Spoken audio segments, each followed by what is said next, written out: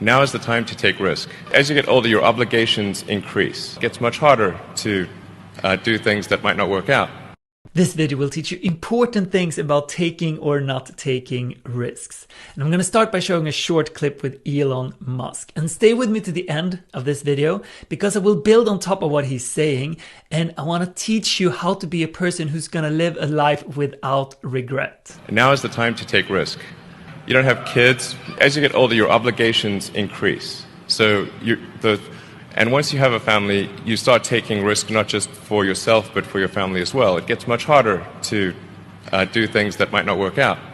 So what Elon says here is that the best time to take risks is when we are young. And he's right to a big extent. But what I think is important to highlight here is that risk is not a voluntary choice.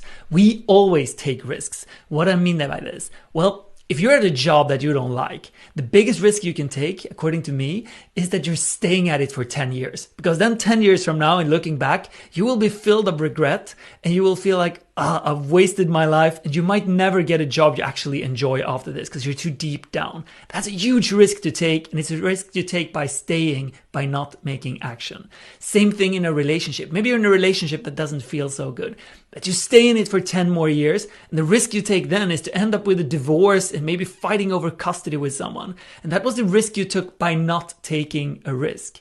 So what I think is important here is that you might not want to leave your job straight away or just leave that relationship straight away, but you have two choices.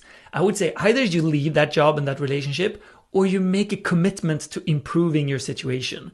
You make a commitment to every week start working on some separate income stream or something like that. So you could leave your job if you want to.